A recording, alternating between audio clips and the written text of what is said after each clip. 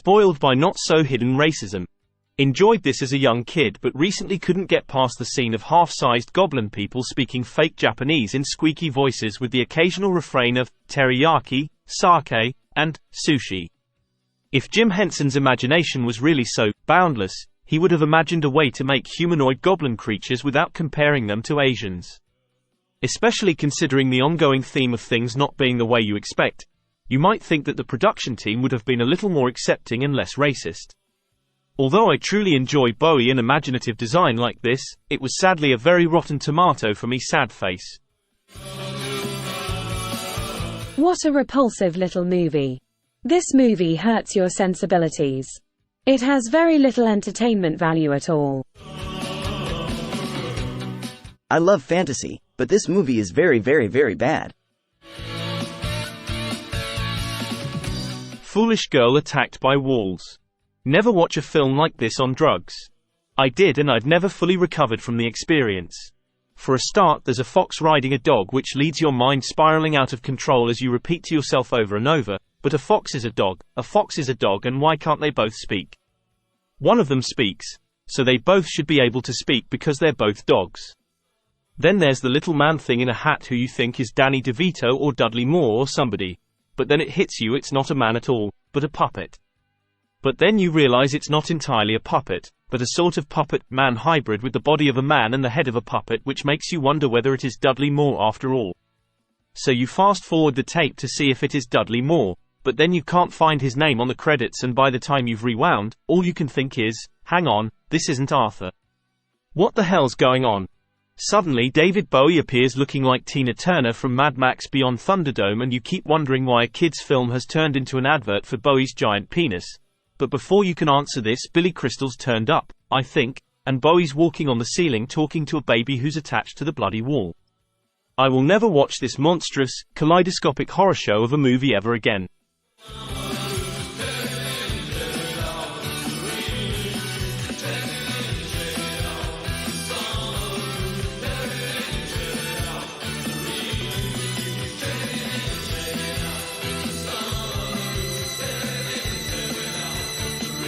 A total nightmare from start to finish.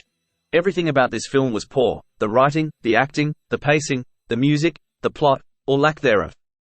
I found it repulsive, lacking in beauty and wonder, and, for a lack of a better term, ugly. Horrendous puppets, mottled, cold colors everywhere, and a complete absence of warmth. This is the stuff fever dreams and night terrors are made up of. Way too weird for me.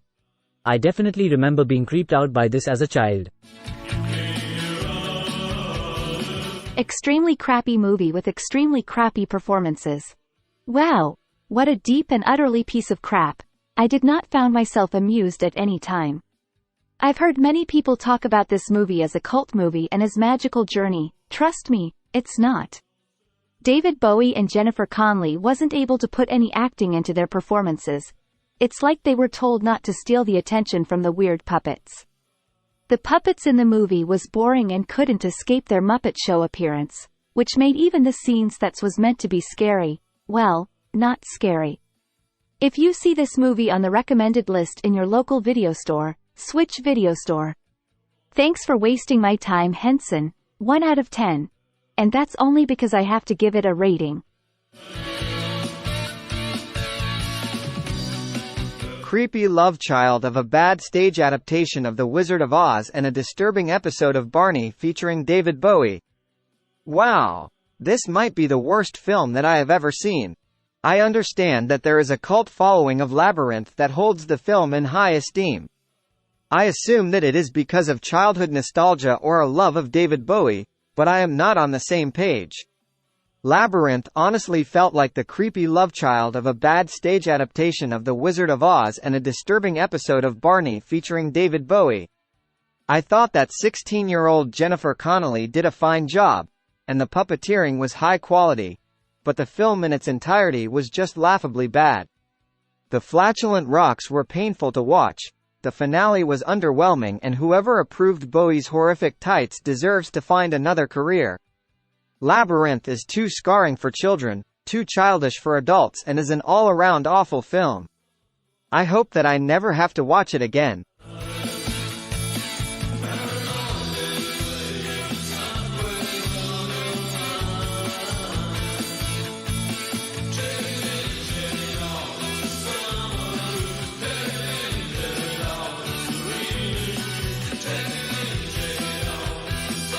I've seen Wood act better. My wife loved this movie as a kid and our daughters also like it. I find it rather cringeworthy. The acting, especially for the first half of the movie, is so stiff that you could have just got planks of wood to star. The story is pretty naff as well. Forced to watch this in art class. Everyone except our teacher thought it was absolutely dumb and had no good plot, and the actors weren't even good. Overall, this is the worst movie I have ever seen in my life. Lucas may have been suffering from brain damage at this time, but Henson did a good job of putting the movie together. Terry Jones' writing was the real weak link here. I only give it 2 stars because of David Bowie's package. Were David Bowie's tight pants really necessary? Starring David Bowie and his crotch. David Bowie's hair is yummy, but his costume is even better. David Bowie in tight pants? No thanks. This one scared me as a kid, and I think he had a lot to do with it. David Bowie in riding pants, need I say more? I hate this movie, but my wife likes it, so I get stuck watching it. If I had the chance to go back in time, to watch this movie, when I was young, impressionable, agreeable, and bound to like any movie I saw, I would politely decline.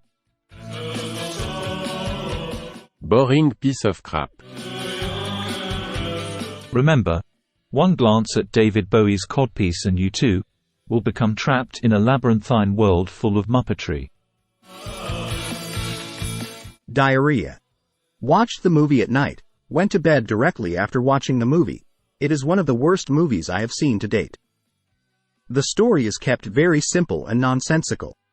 Most of the movie is just David Bowie behaving very strangely, looking at a baby and a girl walking around a labyrinth without any idea what she has to do. There is really nothing interesting to see in this movie. The story writers came up with no new elements. Most viewers will know all of the ideas presented in this movie from some other movie they have watched before.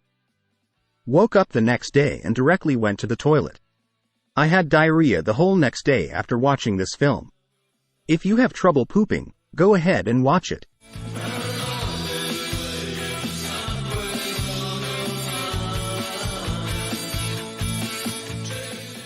Comment your thoughts.